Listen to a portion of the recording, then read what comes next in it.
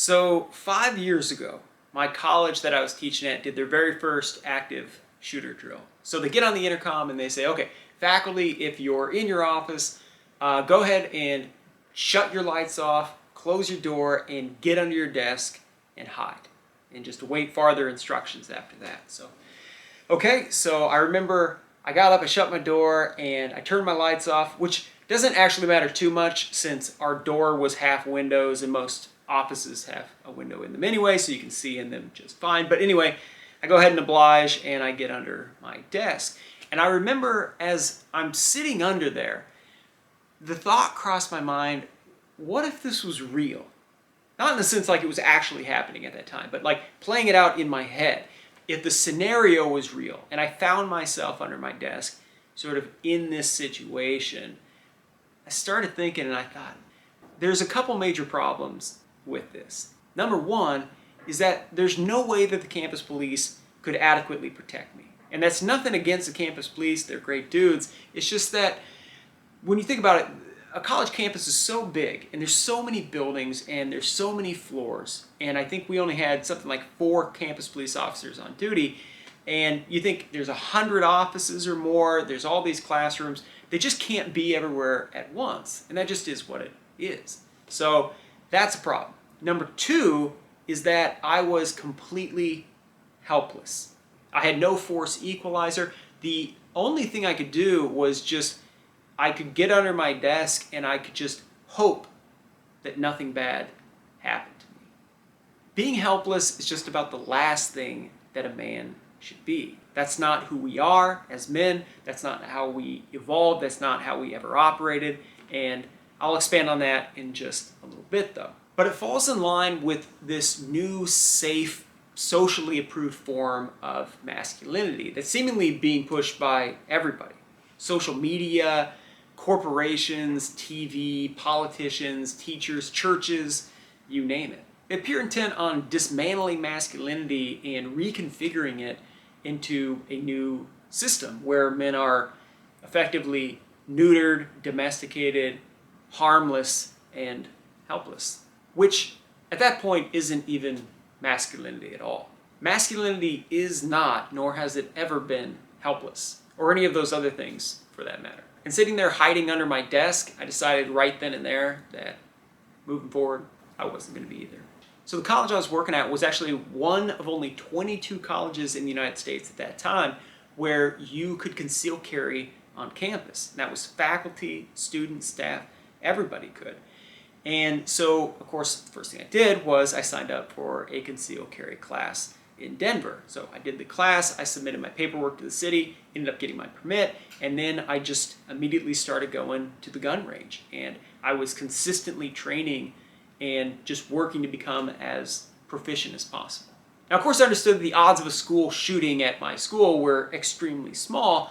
I also understood that violence just exists, and you can't legislate it away. All you can really do is punish the people afterwards. And that's assuming that the police actually catch them.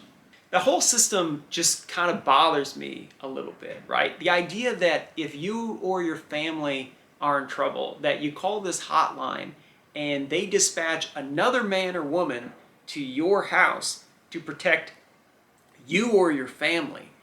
That just, I don't know, it doesn't seem right to me. I'm not saying that you should become judge, jury, and executioner or anything like that, but what I am saying is that you shouldn't wholly rely upon other people to protect you and your family.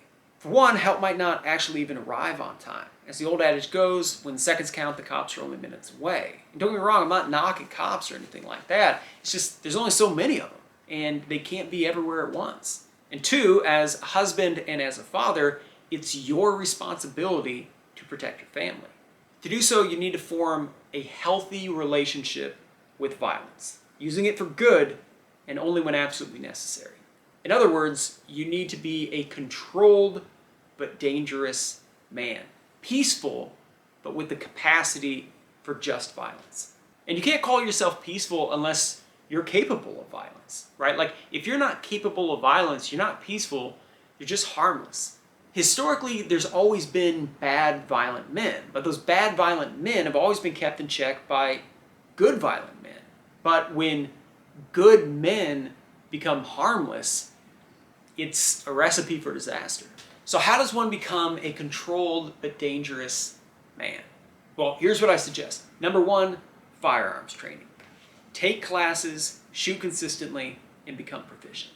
Firearms are just tools. Mine actually identify as cordless power tools, but we're not going to get into that. No, but like any tool, it's important to learn how to handle them safely, and if you do that, like I said, and you develop proficiency, they'll really become the most powerful tools you'll ever own.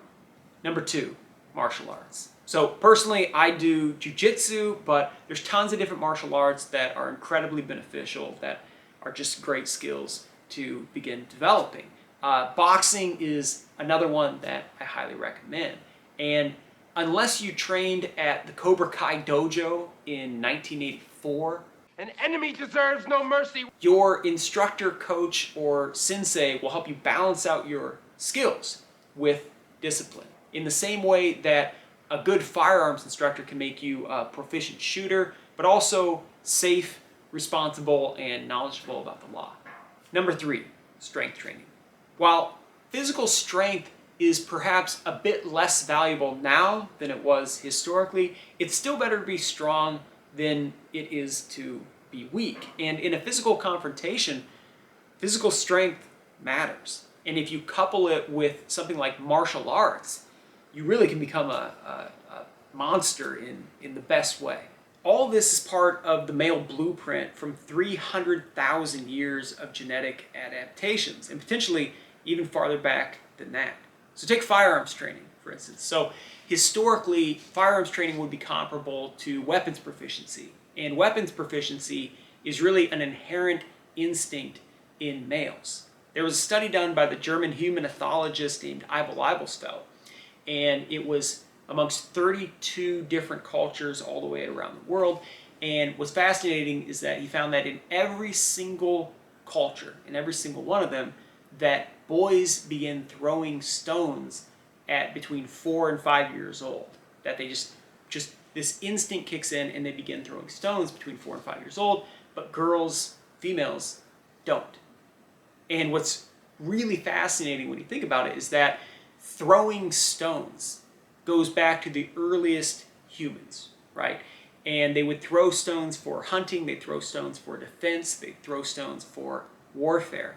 And to see that instinct manifest itself in young males, it's interesting in the sense that it's almost like ancestral memories bubbling up to the surface and kind of showing themselves. But it's not just throwing rocks. At predictable ages, boys begin creating spears, right? If you see your son crafting weapons out of absolutely everything, there's nothing wrong with him. He's fine. Turns out he's just male. Consider martial arts. So martial arts historically would be akin to hunting and fighting. And hunting and fighting are really what almost every male did for almost all of human history.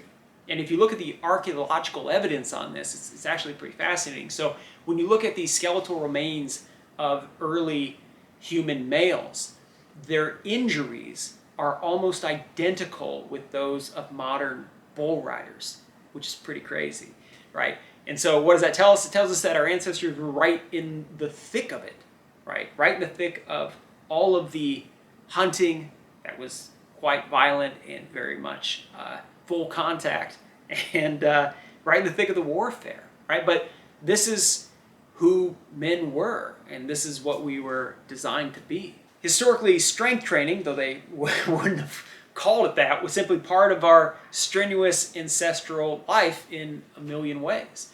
But at its core, it was about cultivating and utilizing our physical strength for the protection and for providing for our tribe, our family, and ourselves. Thus, for nearly all of human history, men developed these skills. It's what made us men. But I talk to guys today and they'll say, oh, well, I'm just an accountant. Okay, I just stock the shelves at Target.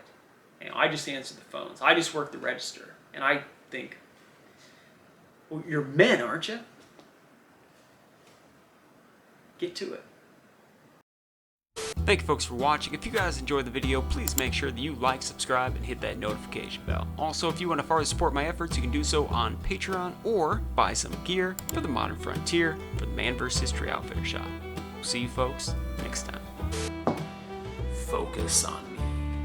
Focus on me, camera. Good? I think we're good. Picking that sound up? Is that working? Is that working? I'm just an accountant. Right? I just stock the shelves. Before I go, just want to make sure that I thank my Patreon patrons. Special thank you to my gold tier patrons, The Innocents, Ashley Gertensen, Hurtin Wade, Man vs. Moose, Bryce V, Cyber, Will S. Baker, Rich Christensen, Comrade Krieger, Blake Graham, Joshua Horton, Archie Dack, Dawson E, Zonk Breezes, Noah Ovens, Noah 5943, Jigsaw, Coco Rockout, Occam's Ghost, Reese Yerby, Art Bocklers, Mythical B60, Gavin Abernathy, and Jake Bram. Also want to make sure that I thank my silver and bronze tier patrons. Thank you all for all your support. Let's keep growing. Let's keep doing what we're doing. See you all next time.